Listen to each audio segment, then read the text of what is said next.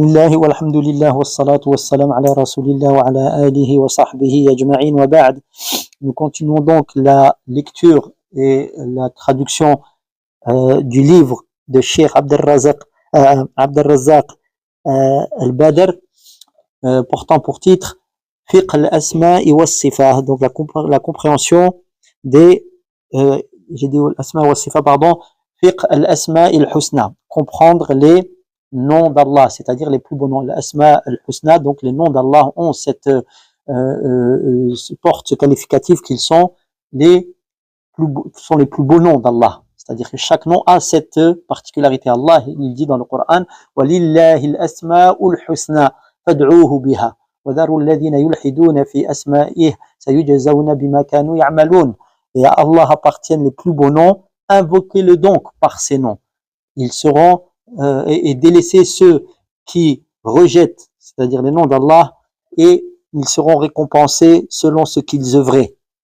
Donc les noms d'Allah, il nous est impératif de les connaître, car c'est par la connaissance des noms d'Allah Azza wa Jal et de leur signification qu'on va apprendre à connaître Allah subhanahu wa ta'ala. Allah s'est décrit dans le Coran par des noms et des attributs, et c'est par l'étude de ceci qu'on va apprendre à connaître notre Créateur, donc apprendre à le connaître, apprendre à l'aimer en conséquence, et apprendre à le craindre, et apprendre ainsi nous être convaincus qu'il est le seul qui mérite d'être adoré, car il a ses noms et ses qualités qui sont d'une perfection absolue, et que de ce fait, il mérite seul l'adoration en dehors de tout autre. Donc il est, je le répète, impératif capital de connaître la signification des noms d'Allah Azza wa Jal pour comprendre qui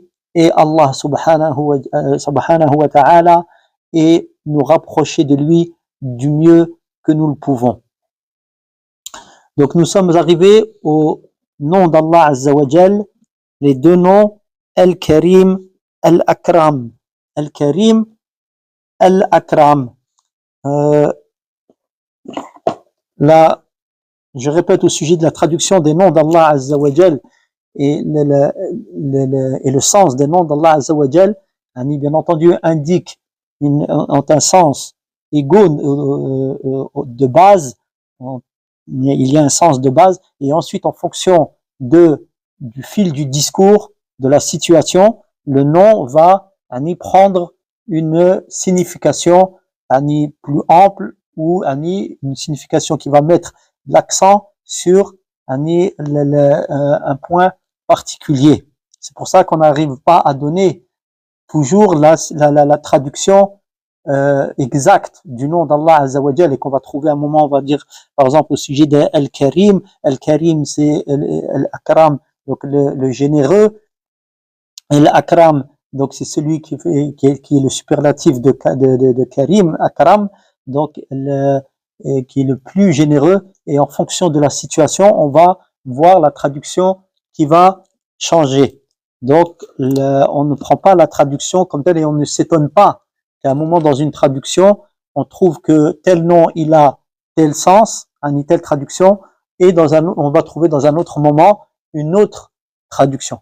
Mais on ne s'étonne pas de ça, car c'est le contexte qui détermine le sens vers lequel va plutôt pencher le nom à ce moment, mais le sens de base, bien entendu, reste le même. Donc, Al-Karim, Al-Akram, la traduction première, donc, comme on l'a vu, Al-Karim, le généreux, d'accord, et Al-Akram, c'est le plus généreux. Donc, comme on l'a dit, c'est un superlatif. Le nom Al-Karim, donc traduit par le généreux, il apparaît dans le Coran en 3 endroits. Dans la sourate 27, verset 40, sourate donc An-Naml, dans lequel Allah Azza wa Jal dit وَمَنْ شَكَرَ فَإِنَّمَا يَشْكُرُ لِنَفْسِهِ وَمَنْ كَفَرَ فإن ربي غني كريم. Donc dans le sens est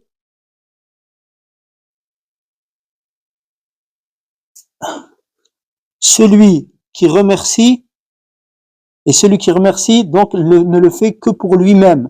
Et quant à celui qui mécroit, alors mon Seigneur est Rani. Donc il se passe de toutes choses, comme on l'a vu lors de notre dernière assise. Rani Yun Karim. Il se passe de toutes choses et il est le généreux. Donc le second verset, Ya ayyuhal insanu ma gharraka bi rabbikal karim. Donc dans Surat Al-Infitar, verset 6, Allah Azza wa Jal dit, dans le sens de celui-ci, ô homme,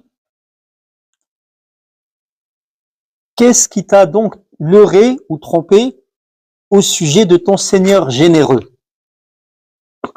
Et dans le troisième verset, dans Surat Al-Mu'minun, Surat 23, verset 116, فَتَعَالَى اللَّهُ الْمَلِكُ الْحَقِّ لَا إِلَهَ إِلَّا هُوَ رَبُّ الْعَرْشِ الْكَرِيمِ. Donc je lis également la traduction du verset 115 afin qu'on comprenne mieux. Pensiez-vous que nous vous avions créé sans but et que vous ne seriez pas ramenés vers nous? Ensuite le verset, Allah est bien au-dessus de cela, lui l'unique souverain véritable. Il n'y a de divinité digne d'adoration que lui, le Seigneur du trône sublime. Ici c'est Al-Karim. Qu'est-ce qui est désigné ici? Cheikh, dans la traduction, c'est le sublime. Sublime, mais c'est le trône qui est décrit.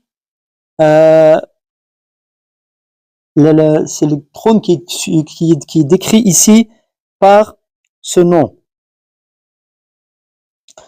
Allahu a'lam. Mais si on suit la manière d'agir de Cheikh Abd al-Razzaq, il se peut que ici, bon, il est La ilaha illa huwa Rabbul Arsh al-Karim. Effectivement, le Karim ici c'est Mahfouz et ça suit donc, ça vient d'écrire Al-Arsh al-Karim.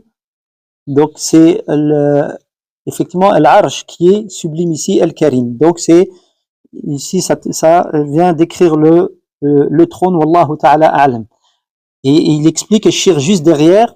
Donc dans le verset Al-Arsh al-Karim, c'est-à-dire que Al-Karim ici, sublime, ça vient décrire quoi? Le trône d'Allah Azza wa Jal. Mais il dit, Cheikh, dans la lecture de certains lecteurs qui ont lu Al-Karim comme caractéristique, d'accord, Na'at, c'est une qualité d'Allah Azza wa Jal, c'est-à-dire Rabbul Arshi al-Karimu. Donc ça serait Allah qui est ici décrit par le terme Al-Karim. C'est Allah le généreux. D'accord? Mais s'il y a deux lectures, donc on comprend que Al-Karim, ça décrit soit un descriptif du trône, Al-Karim, ou il y a une autre lecture qui dit Rabbu al-Arshi al-Karimu, c'est-à-dire que ça vient décrire Allah Azza wa Jal. D'accord? Donc c'est un nom d'Allah Azza wa Jal ici. C'est pour ça là que Cheikh Abd al-Razzaq l'a ramené ici.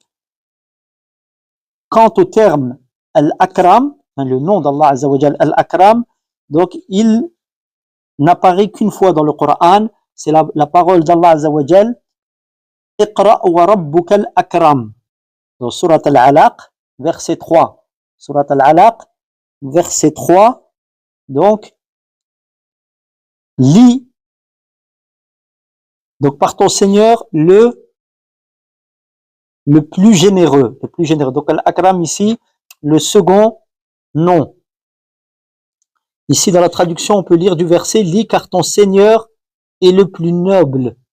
Noble, ici le plus généreux. D'accord? Donc on voit ici les différentes traductions, mais Al-Akram ici, ça ne contredit pas, ceci ne contredit pas cela. Donc, et la sourate, c'est la sourate, on l'a dit, Al-Alaq, verset 3. Donc, Surat Al-Alaq, Surat 96, verset 3. Ici, on a une autre traduction. Lis, c'est-à-dire ce qui t'est révélé, ton Seigneur est le munificent. Munificent. Donc, traduction de Al-Akram. Donc, on voit qu'ici, noble, munificent, le plus généreux. Donc, la situation requiert une traduction et un sens spécifique. Mais aucune contradiction dans tout cela, car le nom englobe bien sûr ces sens-là. Donc Al-Karim, l'explication qu'a donne Al-Sheikh ici, donc Al-Karim que nous on a traduit par généreux, hein, ici le sens il dit c'est celui qui fait preuve de beaucoup de, qui a beaucoup de bien, c'est-à-dire qui fait preuve de bien et qui est très profitable, c'est ça, d'accord? Il a beaucoup de bien par essence, par définition, il a beaucoup de bien et il est très et grandement profitable.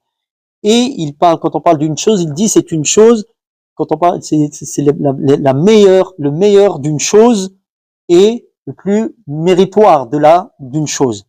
D'accord? Et Allah subhanahu wa ta'ala, il s'est décrit comme par là le descriptif de générosité comme dans les versets qui ont précédé. Donc ici, quand on voit l'explication de Cheikh, effectivement, c'est pour ça que on va voir que ça peut être le généreux, ça peut être le noble, celui qui a le bien et qui est très profitable, le munificent. Et donc ça, tout ça, ce sont des synonymes, mais ça prend un sens particulier en fonction de la situation. Donc nous, on retient ça. Al-Karim, donc celui qui a beaucoup de biens, qui représente pour Allah Azza wa Jal tout le bien, car Allah a les qualités parfaites et qui est grandement profitable, et c'est le meilleur de toute chose. Al-Karim, quand on parle d'une chose, c'est le meilleur de la chose et son ce qui est le plus méritoire de la chose en question. Donc Allah Azza wa Jal, lui, a l'attribut parfait donc de la générosité, de la noblesse et de la munificence. Donc lui, il a cela dans toute sa perfection. D'accord? Il a tout cela, tous ces descriptifs dans Al-Karim, c'est la perfection du descriptif en question. Et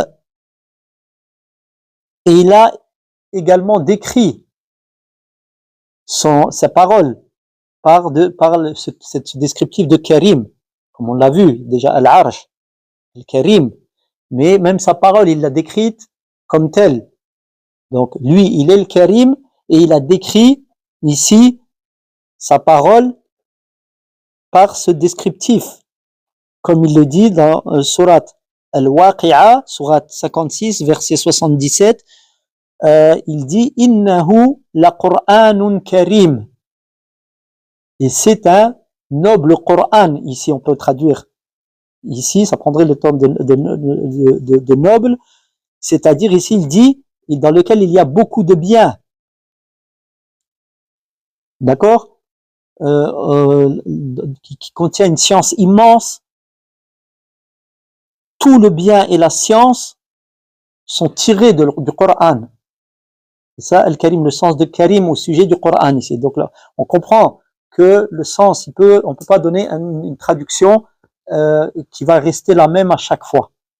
D'accord? Donc c'est pour ça qu'il ne faut pas se formaliser de voir un terme qui va prendre un sens bien, un sens unique ou une traduction unique. D'accord? Regardons l'explication qu'il donne ici. Tout le bien se trouve dans le Coran, toute la science se trouve dans le Coran. Et il a également décrit son trône, son arsh, al-arsh, par ce terme, al-karim. قال فتعالى الله الملك الحق لا إله إلا هو رب العرش الكريم. Il est au-dessus de cela. Le Seigneur de al-Maliku, le souverain, al-Haq, le véridique. Allah, c'est la vérité. Dans la description, donc on avait vu dans le verset 115, précédent ce verset, lorsqu'ils avaient dit Allah Azza wa Jal avait pris un associé. Donc, pas de divinité en dehors de lui, le Seigneur du trône sublime. Donc, je rectifie le verset précédent, le verset que nous venons de voir, c'est « Pensiez-vous que nous vous avions créé sans but et que vous ne seriez pas ramenés vers nous ?» Donc, ensuite, Allah, il dit « Ta'ala Allahul Malikul Haqq » Donc, tout de suite, Ta'ala Allah, il s'exemple de cela. D'accord?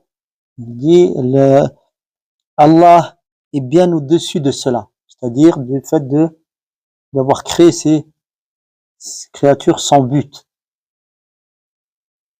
Lui, l'unique souverain véritable, il n'y a de divinité digne d'adoration que lui, le Seigneur du trône sublime. Donc ici, sublime, c'est Karim. Et c'est ainsi que dans la première lecture qu'on avait vue, comme on a vu tout à l'heure, il décrit son trône.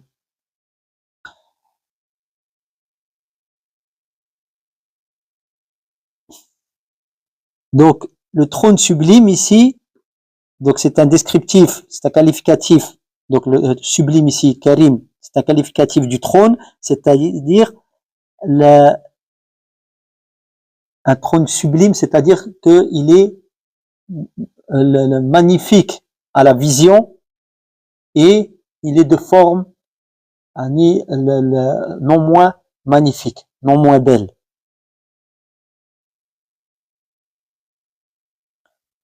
Donc, et également, il a utilisé Allah Azza wa Jal le descriptif de Karim pour parler de sa récompense immense et son bienfait perpétuel qu'il a préparé à ses serviteurs croyants. Allah dit dans le Coran, lahum darajatun inda rabbihim wa maghfiratun wa rizqun karim. Donc dans le verset 4 de la sourate 8, la sourate le butin, Allah il dit, en parlant des croyants, qui ont cru en Allah, qui l'ont craint, qui ont œuvré, qui ont dépensé, qui ont accompli la salat, il dit, pour eux les hauts degrés auprès de leur Seigneur et un pardon et une subsistance, rizqun. Donc cette récompense-là, magnifique, je veux dire magnifique, comme il a décrit l'arsh, comme la traduction dit sublime, bien la récompense elle sera magnifique, même inimaginable. C'est Allah qui l'a décrit comme cela, mais nous on ne peut pas l'imaginer comme Allah le dit dans le Coran, mais comme le prophète sallallahu alayhi wa sallam l'a clairement exposé. Et Allah dit dans le Coran également dans Surat Nisa, Surat 4, verset 31, In tajtanibu kaba'ira ma tunhawna anhu nukaffir ankum sayyi'atikum wa nudkhilkum mudkhalan karima. Donc si vous délaissez les grands péchés les grands péchés donc de ce que nous avons de ce qui vous a été interdit, alors nous vous pardonnerons et effacerons vos fautes, c'est-à-dire vos péchés, et nous vous ferons entrer dans un endroit magnifique. Donc on va donner une traduction plus précise qui est tirée de la traduction du Coran que nous avons ici. Si vous évitez les grands péchés qui vous sont interdits, nous effacerons vos méfaits et vous ferons entrer en un lieu honorable, c'est-à-dire le paradis, que j'avais traduit moi comme magnifique. Donc, un lieu honorable, le paradis. Ici, au sujet, on peut rajouter les profits que le frère a rapportés dans la traduction. Les grands péchés ici, Ibn Abbas, radiyallahu anhuma, dit le grand péché, al-kabira, désigne tout péché auquel Allah donne pour conséquence l'entrée en enfer, sa colère, sa malédiction ou un châtiment. Donc ça, c'est la définition d'Ibn Abbas, radiyallahu anhuma, du grand péché. Ensuite, nous effacerons vos méfaits, nous effacerons vos fautes. Donc il dit, si vous évitez les grands péchés, nous effacerons vos méfaits, c'est-à-dire les péchés mineurs. Les péchés mineurs. Et ensuite, au sujet, donc, le lieu honorable, Karim. Donc ici, Mudkhalan Karima, il dit, le frère ici, il rapporte la parole, la formulation désigne le lieu ou la manière d'y entrer. Donc le lieu, Mudkhalan, c'est soit le lieu ou la manière d'y entrer, ce qui donne, nous vous ferons entrer avec honneur au paradis. Ça, c'est au niveau de la langue, il explique le frère en arabe, Mudkhalan. Mudkhalan, c'est, il y a le lieu et la manière d'y entrer. Donc c'est un lieu donc, honorable et un lieu donc dans lequel ceux qui y entreront avec honneur. D'accord? Ensuite, donc ici c'est pour la description de la description de quoi ici? Al-Karim, c'est un nom d'Allah Azzawajal, donc il indique la qualité d'Allah Azzawajal, mais Allah l'utilise aussi pour définir des ce qu'il a préparé, par exemple, de paradis. Et là, donc la récompense, ces créatures, donc en fait, exactement, et son trône, exemple, et on a vu encore quoi? Sa parole qui, elle, bien entendu, n'est pas une créature d'Allah. Attention. Donc la créature d'Allah, Azzawajal, la parole d'Allah n'est pas une créature. Le Coran, c'est la parole d'Allah. Le Coran, c'est la parole d'Allah. Comment est-ce qu'on peut dire que le Coran, c'est une créature? Non, c'est la parole d'Allah. D'accord? On dit, quand nous on l'écrit, le fait qu'on écrive, ce qu'on écrit ça, notre acte, d'accord? On écrit quoi? La parole d'Allah. Mais la parole d'Allah, à lui, là, c'est pas une créature, subhanallah. C'est une, ça voudrait dire qu'Allah, il a une qualité, Allah, il parle, c'est une qualité. On ne dit pas qu'Allah, il a comme nom celui qui parle. On n'appelle pas Allah le locuteur. Il n'a pas cette qualité, c'est ce nom. Mais il a la qualité. On avait expliqué que tout nom implique une qualité, mais toutes les qualités ne sont pas des noms. Il y a des qualités d'Allah qui ne sont pas des noms. En l'occurrence ici, la parole, Allah a la qualité de parole, mais on ne l'appelle pas le locuteur, le discoureur. Là, naam, on ne dit pas d'Allah al-mutakallim. Il n'a pas ça, ce nom, al-khatib, non. Pourquoi? Les savants expliquent, Allahu a'lam, ce qui nous vient à l'esprit, je crois que c'est Cheikh Al-Uthaymin, Allahu ta'ala a'lam, il dit car la parole, elle comporte, elle peut être belle et elle peut être blâmable, la parole. Donc Allah, il a la qualité de parole, lui, sa parole n'est que magnifique, belle, juste, vérité, d'accord? Laquelle il ne porte pas le nom de mutakallim, al-mutakallim, d'accord? Donc, mais le Coran, la parole d'Allah n'est pas créée. Ceux qui disent, et ça a été la grande fitna, au temps de l'imam Ahmed, rahimahullah, les gens qui ont ramené cette fitna, ce grand mal de décrire le Coran comme étant créé, la parole d'Allah créée, ça cachait derrière cela des dessins, des vils dessins. C'est-à-dire que quand on regarde comme ça, on dit les gens, enfin certaines personnes qui ne comprennent pas, disent mais pourquoi perdre son temps avec ce point? La parole d'Allah créée, incréée, c'est la parole d'Allah et c'est tout. Non, non, parce que la conséquence, elle est très grave. Pour ceux qui ont cette croyance, de dire qu'il y a des gens qui ont cette croyance que la parole d'Allah est une parole créée, donc ça veut dire que si elle est créée, elle est sujette à quoi? Soit le fait de disparaître et à modification. Donc on peut la modifier. Donc on peut changer le Coran. Parce que c'est une créature. Elle est à notre disposition, elle est là, on la connaît, donc on peut faire ce que l'on veut avec. C'est une des horreurs qui se cache derrière cela. Parole d'Allah. Ça c'est une. Secondo, ce que ça implique. ou je le mettrai en primo même, la parole d'Allah est créée, donc Allah, il a une qualité qu'il a créée. Donc ça veut dire qu'avant, il ne l'avait pas. Donc il ne l'avait pas cette qualité, donc il l'a créée, ça veut dire qu'il était imparfait avant. Il a dû se parfaire par la création de cette la créature, al-iyadhu billah, de cette qualité. Là, Allah, il a ses qualités, et elles sont ses qualités éternelles, la parole. Donc c'était juste une parenthèse ici, mais c'est très important de savoir ça. D'accord? Donc ici, la parole d'Allah, elle a cette qualité d'être karim, kalamullah karim, mais là, contrairement à l'arsh, contrairement au thawab, à la récompense, eux sont des créatures. La parole d'Allah n'est pas une créature. Donc en fait, Ar-Rahma, ici, elle a été classée dans l'introduction du livre dans les qualités de sifat fi'liya. D'accord? Fi'liya, donc qui, ici c'est la différence, dépendent de la volonté d'Allah Azza wa Jal.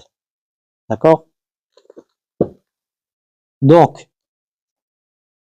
je fais un rappel ici au sujet des noms et des qualités d'Allah Azza wa Jal. Quand nous on parle des noms, des attributs, des noms d'Allah Azza wa Jal, pardon, des attributs d'essence et des attributs d'action, des attributs donc d'action, sifat dhatiya comme al-hayat ou al-ulu.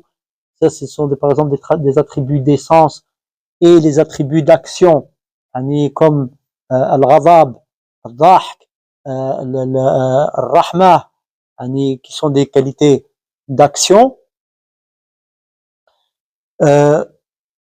La différence entre ces deux catégories, il y a d'autres catégories de noms d'Allah Azza wa Jal et d'attributs, mais c'est al-mashi'a. Donc, les attributs d'action dépendent de la volonté d'Allah, c'est-à-dire qu'il fait miséricorde, yarhamu man yasha, yu'adhibu man yasha, d'accord? Et donc il châtie qui il veut, il rentre en colère contre qui il veut. Mais les noms d'essence, lui, les qualités d'essence, al-hayat, la vie, la force, la puissance, l'élévation, ça c'est des qualités dont il est pareil à tout moment. Et les autres, il a ses qualités, bien sûr, de miséricorde, de colère, il a cela, mais comme leur nom l'indique, des qualités d'action qu'il il les utilise à des moments bien déterminés, qui dépendant de sa volonté. Ça, je le répète, c'est des classifications qui ont été faites pour aider à comprendre, mais au départ, les Sahaba radiyallahu anhum, ils n'avaient pas cela. Ils comprenaient directement le sens des versets du Coran. Donc nous, on s'accroche au suivi des compagnons radiyallahu anhum, qu'Allah soit satisfait d'eux, en croyant en ce qui est venu dans le Coran et dans la Sunna authentique, comme c'est venu, sans rien en tronquer, sans rien en changer, sans rien dévier, sans faire ressembler Allah à ses créatures, qu'Allah soit exalté et purifié de tout cela, d'accord? Et Inch'Allah, telle est la voie. Ani, min ghayri takyif, wala tahrif, wala tamthil, wala tashbih. C'est-à-dire que c'est ça les 4 règles au sujet des noms d'Allah et des attributs d'Allah. Donc, Allah Azza wa Jal, il a des noms et attributs, on croit en ces noms et attributs sans faire de tahrif, sans les faire dévier de leur sens. D'accord? Wala, j'ai dit, le ta'atil, il y a ta'atil, donc sans les rejeter complètement, il y en a qui font du ta'atil, et sans faire ressembler Allah à ses créatures. D'accord? Ghayri, tamthil, wala, يعني من غير التحريف نعم ولا تعطيل ولا تكييف et sans تكييف, donc sans faire ressembler à ces créatures et sans les, bien sûr, donc Allah ne ressemble en rien à ces créatures, et voilà le takif, sans donner le comment, sans donner le comment. Voilà. Donc à cela, on s'arrête à cela. Et cela est imparable. Tout le reste, les autres croyances que celles-ci, en réalité, impliquent et induisent obligatoirement une de ces 4 déviations, une de ces 4 choses-là. Après, on va voir des gens des autres groupes, Ash'ariya, ils vont dire au sujet des Ahl Sunnah wal Jama'a, ils vont s'appeler eux-mêmes, nous on est Ahl Sunnah wal Jama'a. Et Ahl Sunnah wal Jama'a disent, nous on est Ahl Sunnah wal Jama'a, Inch'Allah. Et eux, ils vont dire, la vérité, elle est dans les faits, dans la croyance. Comment, nous on croit en Allah Azza wa Jal comme il s'est décrit sans rien changer.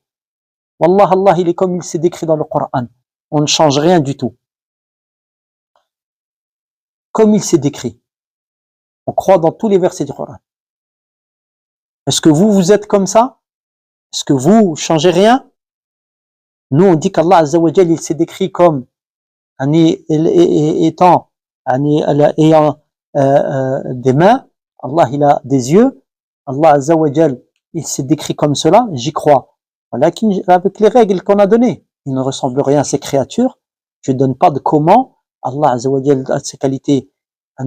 Comme il lui sied, elles sont comme il sied à Allah qu'elles soient. Allah Azza wa Jal, il s'est décrit comme étant élevé au-dessus du trône, étant élevé au-dessus du trône, stawa ala al-arsh, établi sur le trône, pardon, il a la qualité de al-ulu, il est élevé au-dessus de la création. Wallah, Allah, il est comme ça. Est-ce que vous, Ash'ariya, vous êtes comme ça? Est-ce que vous croyez comme ça? Non, non, non, absolument pas. Nous, on dit que Allah, il est stawa ala al-arsh, stawla, il a conquis le trône. A'udhu billah. Donc il a conquis le trône, ça veut dire que tu t'es battu, il a dû se battre pour l'avoir. Parce que stawla, c'est une interprétation qui a été donnée du mot istawa en arabe, istawa, établi, et eux ils ont été ramenés, ils ont dit oui, ça peut prendre le sens de stawla, conquérir. Ils ont été pour prouver ça, ils ont été chercher un vers d'un poète chrétien qui travaillait qui était au service, je sais plus, d'un gouverneur, je crois, irakien, il y a des siècles de cela, où donc il a fait son éloge en disant qu'il est pour rentrer, c'est un rapport avec l'Irak, je crois, à l'époque, Istawla ala al-Iraq, Allahu a'lam. Il a conquis l'Irak, je crois, sans y entrer, ou quelque chose comme ça, Allahu a'lam. Donc ils ont pris un vers d'un poète chrétien, donc qui sort de l'époque, parce que ça aussi ça répond à des règles dans la langue arabe pure. Il y a une période pour prouver les termes acceptables, c'est-à-dire le sens de termes acceptables. On va voir dans la poésie, ça n'existe pas ailleurs que la langue arabe, hein, comme il expliquait Cheikh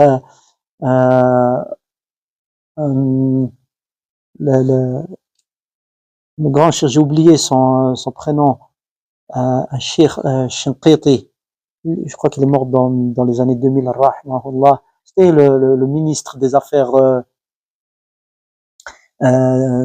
étrangères, je crois, non, le ministre de la culture, le ministre de la culture. C'était un très très grand savant, de Mauritanie.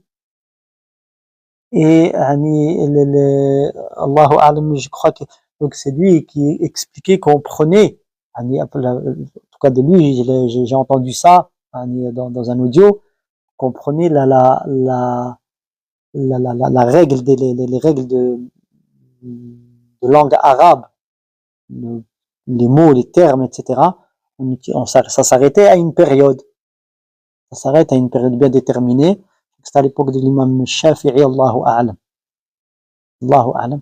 À partir de là, tout ce qui vient après, on ne peut pas l'utiliser pour prouver le sens d'un terme en arabe, ou l'utilisation d'un terme en arabe. Wallahu a'lam. Donc là, c'est pas du tout là, mon domaine, astaghfirullah, qu'Allah nous rende savants, mais c'est ce que j'ai dit. Bref, il y a un résumé, puisqu'on doit comprendre de ce que j'ai dit ici, que je confirme, c'est qu'il y a un temps bien déterminé auquel on s'arrête pour pouvoir prouver une chose dans la langue arabe, par des vers. C'est par des vers, on utilise des poètes, d'accord? Donc ils prennent le mot allaqat, par exemple, anti-islamique, etc. Et ils utilisent des termes, etc. Naam, c'était utilisé à l'époque, les vrais arabes l'utilisaient. Voilà. Eh bien, eux, ils viennent et ils prennent un terme d'un poète chrétien, donc, qui n'a aucune légitimité, parce que premièrement, il n'est pas musulman, pour qu'on puisse prendre son terme, d'accord, s'il n'est pas confirmé par des musulmans,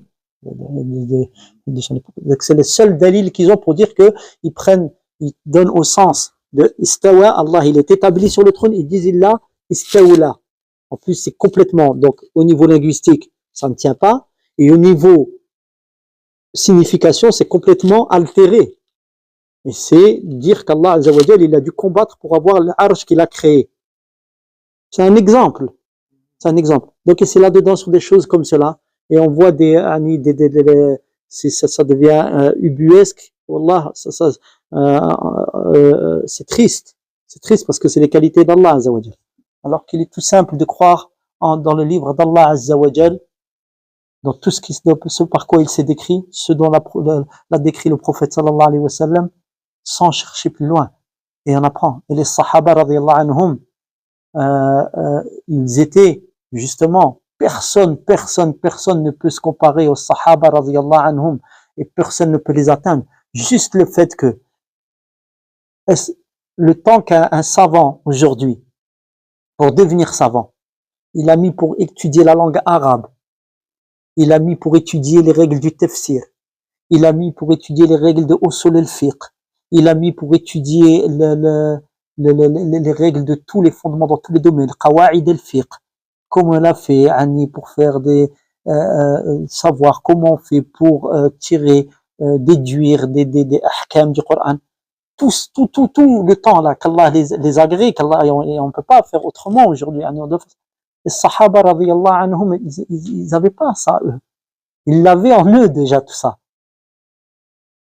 La langue arabe, elle est basée sur la langue de qui? Des sahaba radiyallahu anhum.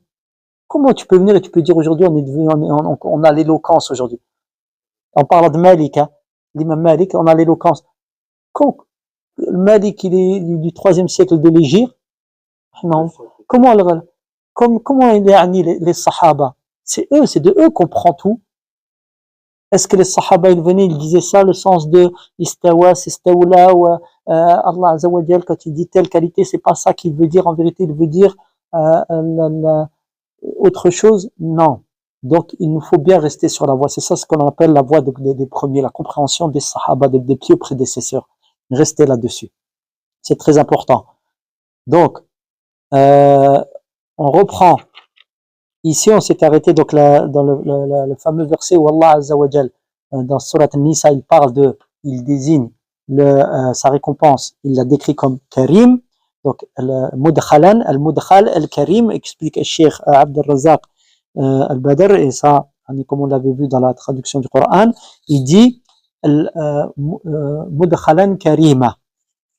Wala nudkhilannahum Mudkhalan Karima. Il dit, donc al-Mudkhal al-Karim, c'est quoi? C'est qui avait été traduit par honorable ici. Il dit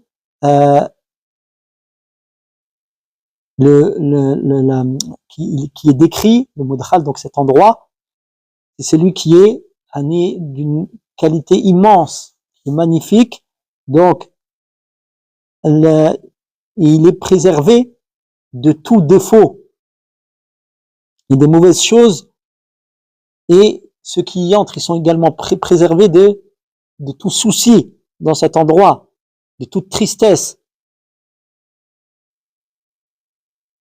et tout sentiment désagréable.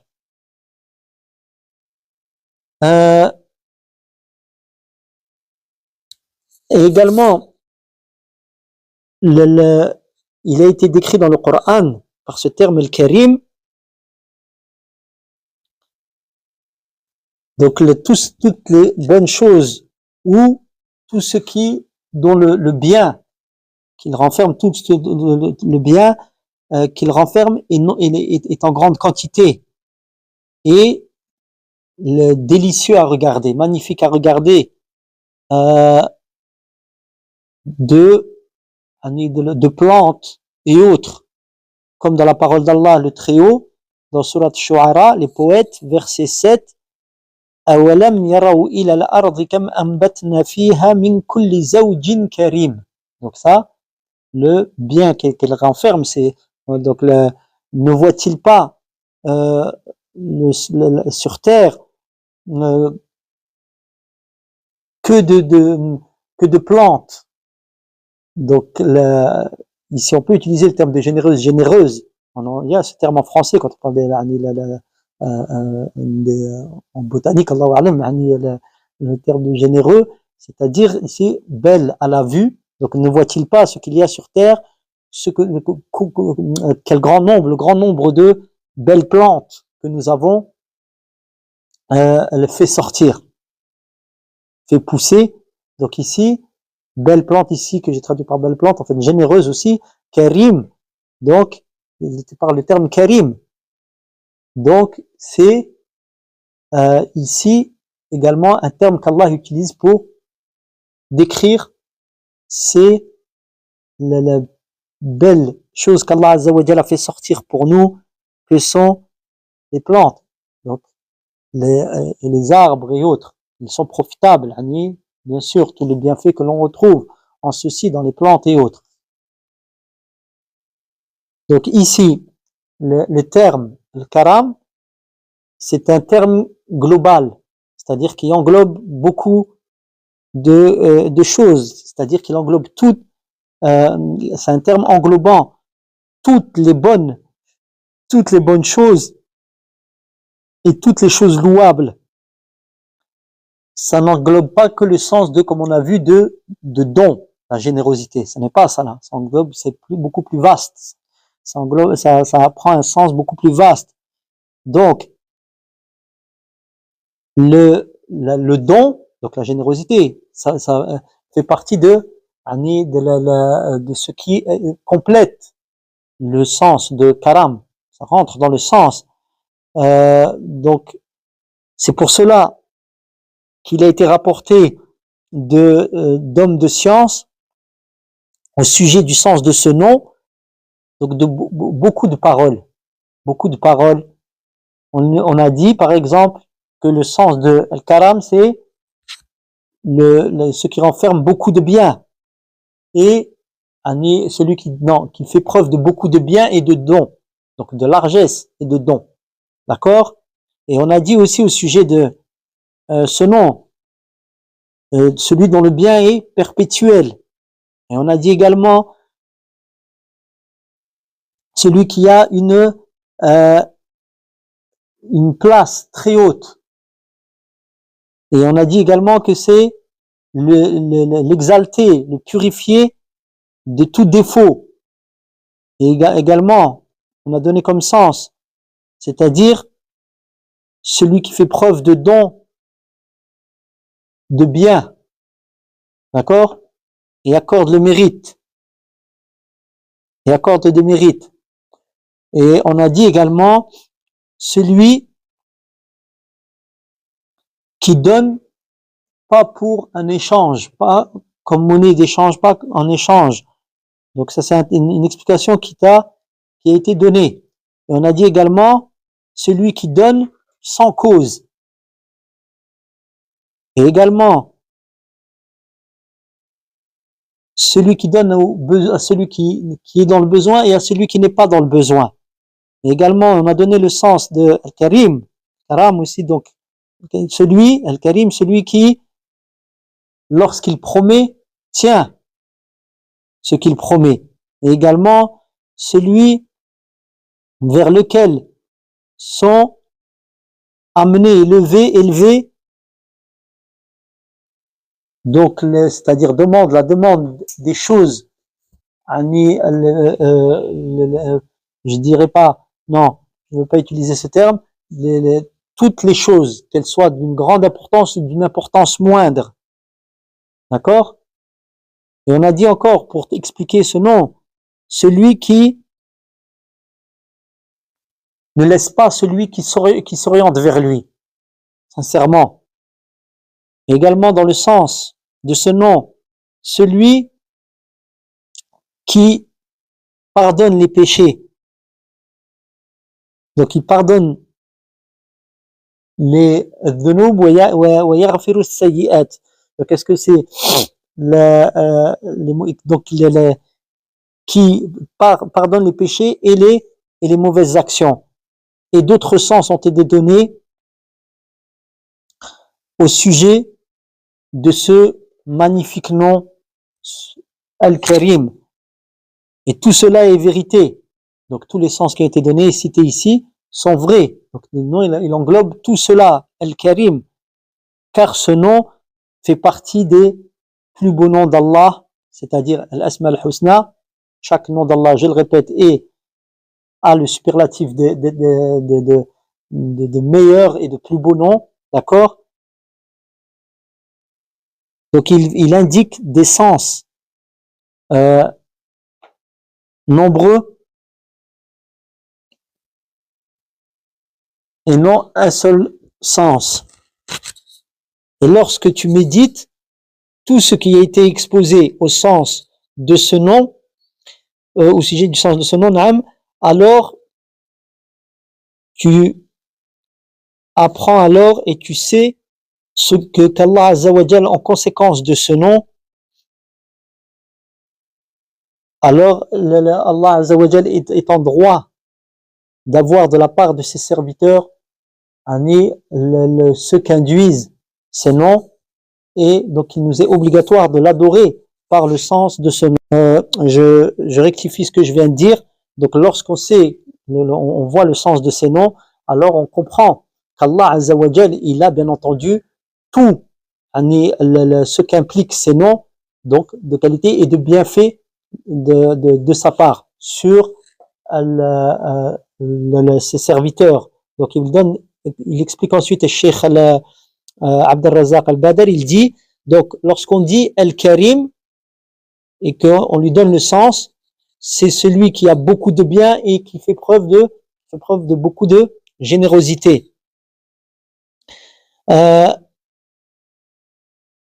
Donc Allah Azza wa Jal a cette qualité de générosité. Donc personne ne peut être plus donateur, plus généreux qu'Allah Azza wa Jal, de par sa grande capacité et la largesse de ses dons. On ne dit même pas qui peut être plus grand, peut donner plus qu'Allah.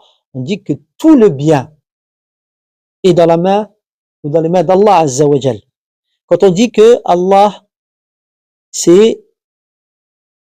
il a le bien perpétuel, subhanahu wa ta'ala, et bien cela parce que ça prend le sens véridique, son sens pour Allah Azza wa Jal, c'est-à-dire qu'Allah a cette qualité unique, il est l'unique à avoir cette qualité d'avoir le bien perpétuel. Car toute chose s'arrête, sauf le bienfait d'Allah Azza wa Jal, sauf le bien d'Allah Azza wa Jal, car il est en contact perpétuel avec le bas monde et l'au-delà, subhanahu wa ta'ala. Toute chose s'arrêtera. Mais Allah Azza wa Jal, lui, détient le bien dans son entièreté, et ce dans le bas monde et dans l'au-delà. Lorsque l'on dit, le sens de Al-Karim, c'est celui qui tient une haute place, d'accord? Il a une place éminente. Donc on comprend ici le sens de Karim comme Allah ayant une haute place, donc ayant une place éminente. Pourquoi? Eh bien, on comprend par cela, par cette explication, qu'Allah Azza wa Jal ne peut être réellement tenu à sa juste valeur. on ne peut pas porter la vraie estime à Allah Azza wa Jal. Les serviteurs ne peuvent cerner Allah, comme il le dit Allah dans le Coran, وَلَا يُحِيطُونَ بِهِ عِلْمًا. Ils ne peuvent le cerner de sa science, dans ses qualités et dans ses attributs, le parfait. D'accord? Donc, Al-Karim, celui qui a une haute place, personne ne peut réellement la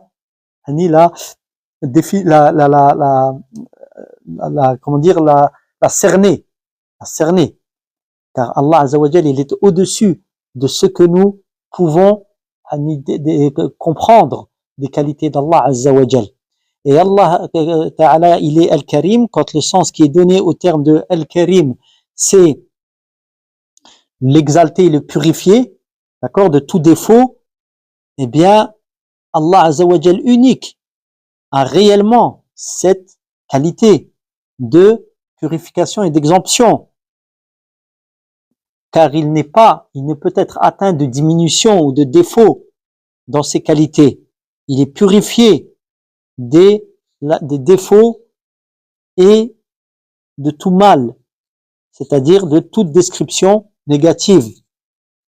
Et lorsque l'on dit que Al-Karim, donc le généreux, qui est traduit comme cela, mais comme on l'a vu, les explications sont nombreuses.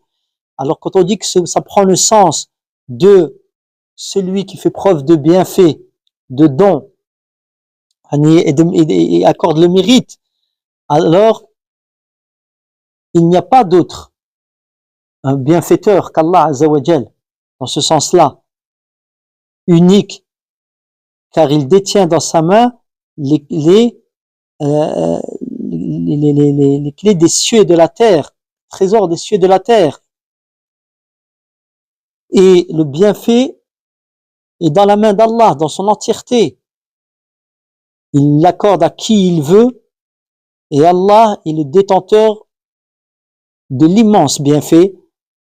Et celui à qui Allah n'accorde pas ou n'anoublit pas, lam yukrimuhu Allah, c'est-à-dire il ne l'anoublit pas ou alors il ne lui accorde pas de sa générosité, qui va donc lui accorder cette générosité, ce bienfait? Allah dit dans le Coran, وَمَنْ يُهِنِ اللَّهُ فَمَا لَهُ مِنْ مُكْرِمٍ إِنَّ اللَّهَ يَفْعَلُ مَا يَشَاءُ, dans la sourate 22, sourate Al-Hajj, verset 18, et celui qu'Allah humilie, alors qui donc, après lui, ou alors il n'aura pas,